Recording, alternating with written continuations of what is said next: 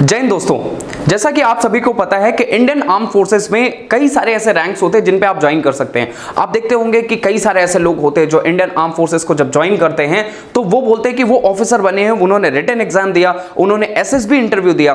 कुछ ऐसे कैंडिडेट्स होते हैं जो आपको बताते होंगे कि पहले उनका फिजिकल एग्जाम हुआ, फिजिकल के बाद में उनका मेडिकल हुआ, उसके बाद में उनका रिटन एग्जाम हुआ। कुछ ऐसे कैंडिडेट्स होते होंगे या कुछ ऐसे सर्विंग पर्सनल होते होंगे जो बोलते होंगे कि मैं एक जेसीओ हूं। सो ये सारी डिटेल्स कहीं ना कहीं उन सारे कैंडिडेट्स के मन में जो इंडियन आर्मी में जाने का सोचते हैं एक कंफ्यूजन सा भी क्रिएट करती है कि उन्हें कौन सी रैंक पे जाना चाहिए और ये अलग अलग रैंक्स का स्ट्रक्चर क्या है, कैसे यहां पे तक आप पहुंच सकते हैं, क्या प्रोसीजर है और क्या इनकी इंपॉर्टेंस है। आज हम बात करेंगे इंडियन आर्म फोर्सेस के इंडियन आर्मी विंग के बारे में कि कौन सी रैंक्स हैं, आप कैसे वहां तक पहुंचते हैं और क्या प्रोसेस है ज्वाइन करने का। अगर हम बात करें इंडियन आर्मी के बारे में तो यहां पे 3 तरीके की रैंक होती है। जो पहली रैंक्स होती हैं वो होती कमीशन रैंक्स। कमीशन रैंक्स में कैंडिडेट ऑफिसर रैंक के लिए जाते हैं जो कि लेफ्टिनेंट से स्टार्ट होती है और फील्ड मार्शल तक जाती है।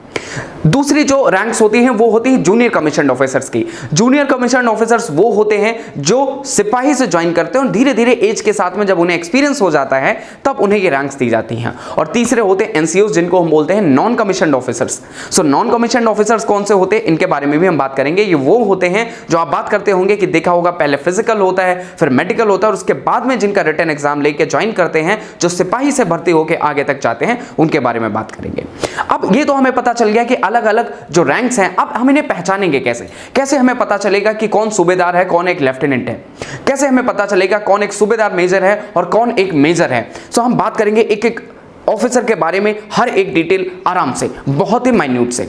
सबसे पहले हम बात करेंगे कमीशन एंट्री के बारे में। जैसे ही कोई ऑफिसर किसी भी ट्रेनिंग एकेडमी से, चाहे वो ओटीए चेन्नई हो या ओटीए गया हो या एसीसी कोर्स से हो या आईएमए से हो, जब वो कमीशन हो जाता है जो पहली रैंक उसको मिलती है कमीशन ऑफिसर्स को, वो हम क्या बोलते हैं, उसको हम लेफ्टिनेंट बोलते हैं। और लेफ्टिनेंट को हम कैसे पहचानेंगे, लेफ्टिनेंट के हर एक शोल्डर पे 2 स्टार्स लगे हुए होते हैं। आप देख के आइडिया लगा लेंगे कि जो भी ऐसे कैंडिडेट जिनकी एज काफी यंग लगेगी और जिनके शोल्डर्स पे 2 स्टार होंगे वो एक न्यूली कमीशन लेफ्टिनेंट है। इसके बाद में जो पहला प्रमोशन होता है, जो अगली रैंक होती है, उसको हम बोलते हैं कैप्टन। और कैप्टन की रैंक में शोल्डर पे 3 स्टार लगते हैं, मतलब दोनों साइड में 3-3 स्टार होते हैं।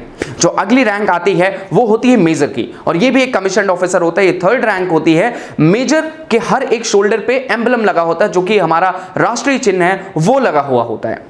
मेजर के बाद में जो अगली रैंक है, जो अगला प्रमोशन है, वो होता है लेफ्टिनेंट कर्नल का। और लेफ्टिनेंट कर्नल के शोल्डर पे एक एम्बलम के साथ में एक स्टार लगा हुआ होता है। अगर एक स्टार और एक एम्बलम लगा हुआ है शोल्डर पे तो ये एक लेफ्टिनेंट कर्नल की रैंक है। जो अगली रैंक है, जो कि एक कमांड स्ट्रक्चर को लीड करती है, जो कि एक कमांडिंग ऑफिसर होता है, दैट इज अ कर्नल। और कर्नल की रैंक में शोल्डर पे एक एम्बलम के साथ में 2 स्टार लगते हैं। कर्नल एक ऐसी रैंक है जो कि कमांडिंग ऑफिसर लेवल की होती है और ये क्या करता है, पूरी यूनिट को कमांड करता है। जो अगली रैंक आती है वो है आपकी ब्रिगेडियर। और ब्रिगेडियर के रैंक में एक एम्बलम के साथ में 3 स्टार लगते हैं और जो 3 स्टार होते हैं वो एक ट्रायंगल के शेप में होते हैं। ब्रिगेडियर को एक 1 स्टार रैंक भी बोलते हैं क्योंकि ये शोल्डर के बाद में कॉलर पे भी एक सिंगल स्टार लगना शुरू हो जाता है। और जो ब्रिगेडियर को व्हीकल्स मिलते हैं, जो वाहन मिलते हैं, जो गाड़ियां मिलती हैं, उस पे भी एक सिंगल स्टार लगा रहता है। ब्रिगेडियर के बाद में जो अगली रैंक आती है इंडियन आर्मी की, वो है मेजर जनरल की।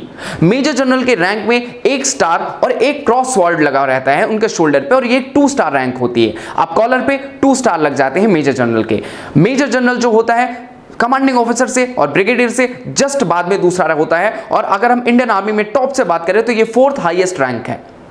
मेजर जनरल के बाद में जो अगला प्रमोशन होता है, जो अगली रैंक आती है, वो है लेफ्टिनेंट जनरल की। और लेफ्टिनेंट जनरल के रैंक में शोल्डर पे एक एम्बलम के साथ में, राष्ट्रीय चिन्ह के साथ में एक क्रॉस स्वॉर्ड लगा होता है, ऐसे क्रॉस तलवार जैसा आपको साइन दिखेगा। जो लेफ्टिनेंट जनरल होता है वो एक 3 स्टार रैंक होती है। यहां पे कॉलर पे 3 स्टार लग जाते हैं। और लेफ्टिनेंट जनरल के बाद में जो अगली रैंक आती है, जो कि सबसे बड़ी रैंक मानी जाती है पीस टाइम की, that is general chief of army staff इनको बोलते हैं। जनरल एक 4 स्टार रैंक होती है और यहां पे एम्बलम के साथ में स्टार और क्रॉसवर्ड तीनों एक साथ लगते हैं। अब यहां तक तो हमने बात कर ली कि जनरल कौन होते हैं, लेफ्टिनेंट जनरल कौन होते हैं, मेजर जनरल कौन होते हैं और बाकी सारे रैंक्स में। अब अगली बात करेंगे फील्ड मार्शल के बारे में। फील्ड मार्शल एक सेरेमोनियल या एक वॉर टाइम की रैंक है जो कि पीस टाइम पे नहीं दी जाती है। और अभी तक इंडियन आर्मी में केवल 2 ही फील्ड मार्शल हुए हैं। आपको कमेंट सेक्शन में उन दोनों फील्ड मार्शल के नाम बताने हैं, कौन से ऐसे ऑफिसर्स हैं जिनको फील्ड मार्शल की रैंक तक प्रमोट किया गया है। अगर हम बात करें फील्ड मार्शल की रैंक में क्या इंसिग्निया आता है, सो एक एम्बलम लगा होता है, एम्बलम के बाद में क्रॉस सॉल्ट होता है और क्रॉस सॉल्ट को चारों तरफ से ऐसे फूलों के जैसा लगा हुआ था, उसने उसको कवर किया हुआ होता है। यहां तक हमने बात करी कमीशन एंट्री के बारे में। अब कमीशन एंट्री से जस्ट नीचे होते हैं junior commission officers. Junior commission officers के बारे में बात करेंगे कौन कौन से होते हैं। जो पहला जूनियर कमीशन ऑफिसर होता है वो होता है नायब सूबेदार।